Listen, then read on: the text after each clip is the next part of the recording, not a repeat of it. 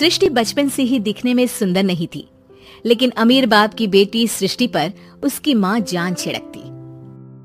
मेरी बेटी कितनी प्यारी है, भगवान सबको सृष्टि जैसी बेटी दे। सृष्टि धीरे धीरे बड़ी होती है। एक दिन सृष्टि की सहेली कहती है, तू दिखने में कितनी अजीब सी है, लेकिन मैं जानती हूँ हम सब में सबसे अच्छी शादी तो तेरी ही होगी। तेरे पापा अमीर जो हैं। और बता नहीं सकते यार, दहेज तो हर कोई देता है, ये क्या ज्यादा ले जाएगी अपने पति के लिए? अरे बड़े शहर में कोठी है इसके पापा की। अरे पापा की है ना, कौन सी इसकी है? इसकी होती तब तो कोई भी लड़का इससे शादी कर लेता। अरे पापा की मतलब पापा की है तो मेरी ही है ना? किसने कहा? अब तेरी तो तब होगी ना जब तेरा भाई ना हो। वैसे भी शादी के बाद सारी प्रॉपर्टी भाई के नाम होती है। सृष्टि समझ जाती है कि उसे किसी भी हालत में माँ बाप की सारी प्रॉपर्टी को अपने नाम करना है, लेकिन कैसे? एक दिन सृष्टि का भाई शीनू कहता है, बहन क्या कर रही है? तुझसे एक बात करनी है। अरे हाँ हाँ करना, मैं तो तेरी बहन हूँ। बहन मेरी लाइफ में ना एक लड़की है, बहुत अच्छी है। मैं सोच रहा हूँ माँ और पापा से बात करूँ शादी के लिए।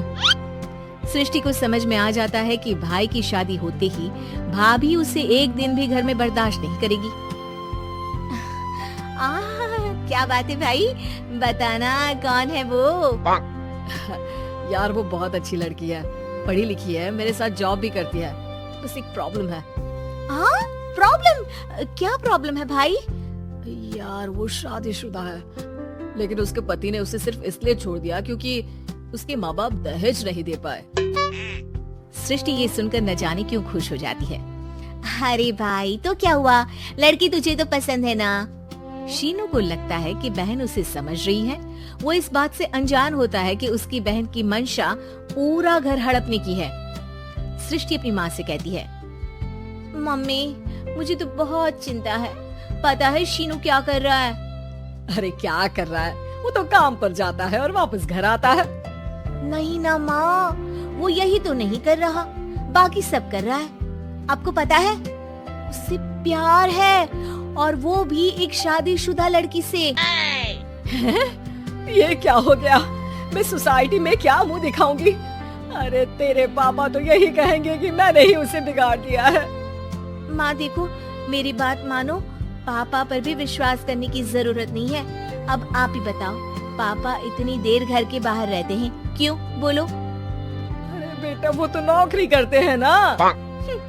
तू बहुत भोली है माँ, पापा का ऑफिस तो 7 बजे खत्म हो जाता है, लेकिन देखो कितनी देर से आते हैं। अरे नहीं नहीं बेटा, ऐसी कोई बात नहीं है। सृष्टि माँ को एक औरत से बात करते पिता की फोटो दिखाती है। देखो माँ कैसे हैं पापा, मैं ना कहती थी कि पापा सही नहीं है।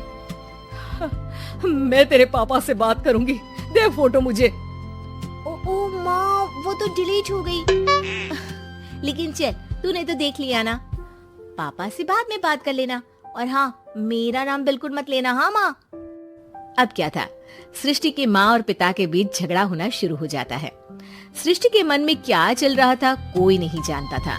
एक दिन, माँ सृष्टि के लिए एक लड़का देखा है, वो लोग शाम को उसे देखने आने वाले हैं। और हाँ माँ एक खुशखबरी, मैं और पापा मिलकर एक नया बिजनेस ट्राई कर रहे हैं। शाम को लड़का आता है, सांवले रंग का। सृष्टि को तो बिल्कुल भी पसंद नहीं आता। लड़की की माँ कहती है, लड़की का चेहरा तो कोई खास नहीं, लेकिन अगर मेरे बेटे को आप लोग सेटल कर दें तो मैं उसकी शादी आपकी बेटी से करवा दूं। सृष्टि को लड़का बिल्कुल पसंद नहीं था। उसे भाई पर गुस्सा आ जाता है। लड़के वालों के जाने के बाद कहती है, माँ देखा शीनू मेरे लिए कैसा लड़का लेकर आया, न दिखाने लायक न सुनने लायक, सेटल भी नहीं, वो भी हम करे। अरे माँ मैं जानती हूँ ये मेरी शादी किसी भी घर में क्यों करवाना चाहता है। अरे कैसी बात कर रही है बहन, तूने तो देखा ना, लड़के को मैंने ही मना कर दिया तुझसे शादी के लिए। जिसने लड़का बताया था उसने उसकी बहुत तारीफ की थी। बात आई गई हो जाती है, लेकिन सृष्टि का मन शांत नहीं होता। क्या करूं कुछ समझ में नहीं आ रहा। मेरी शादी हो गई तो ये लोग पूरी प्रॉपर्टी शीनू के नाम कर देंगे, मेरे हाथ तो कुछ लगेगा ही नहीं। तभी सृष्टि को आइडिया आता है। वो किसी वकील को फोन करती है। जी देखिए, अगर आपके मम्मी पापा का तलाक हो जाता है तो आपके पिता की आधी प्रॉपर्टी आपकी माँ के नाम हो जाएगी, फिर उसे वो किसी को भी दे सकती है। सृष्टि अब माँ को बेटे के खिलाफ भरती है। माँ, शीनू पर नजर रखा करो, वो जिस लड़की के प्यार में है ना वो शादीशुदा है। यहाँ आएगी, सारा पैसा रुपया जमीन जायदाद सब हड़प लेगी। पापा का भी हाल तुमसे छुपा नहीं है। ऐसा ना हो कि मैं और आप एक दिन सड़क पर भीख मांगे। हे भगवान, मैं तो जीते जी मर जाऊंगी अगर ऐसा हो गया तो। ऐसा हो गया नहीं माँ, ऐसा ही होगा। अभी समय है, आगे का सोच लो। मैं तो कहती हूँ पापा से आधी प्रॉपर्टी लेकर अलग हो जाओ। पापा की आधी प्रॉपर्टी भी हम लोगों को अगर मिल जाती है ना तो अगले 7 जन्म सफल समझो। बेचारी माँ बेटी के कहने पर पति से तलाक लेकर अलग हो जाती है। सृष्टि अब पैसों से गाड़ी और अपने दूसरे महंगे शौक पूरे करने लगी। उसके दोस्त भी उसके पैसे इस्तेमाल करते। सृष्टि, कल तुम कहाँ थी? मैं सारा दिन घर पर अकेली थी। तो मैं क्या करूँ? मैंने ठेका तो नहीं लिया है ना तुम्हें संभालने का। माँ को सृष्टि से ये उम्मीद नहीं थी। वो बैठकर रोने लगती है। वहीं उसका पति यानी कि सृष्टि के पिता आ जाते हैं।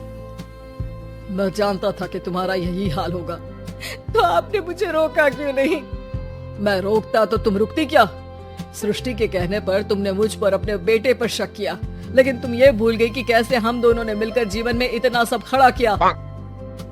माँ पति के गले लग जाती है। मुझे माफ कर दीजिए, मैंने आपकी कमाई का एक बड़ा हिस्सा गवा दिया। कोई बात नहीं, तुम साथ हो तो मैं ऐसी 7 प्रॉपर्टी खड़ी कर दूंगा। तभी वहाँ सृष्टि आ जाती है रोते हुए। माँ, मयंक ने मुझे छोड़ दिया। वो बोल रहा था जब तक मेरे पास पैसे थे तब तक ही वो मेरे साथ था। पापा, माँ, मुझे माफ कर दीजिए।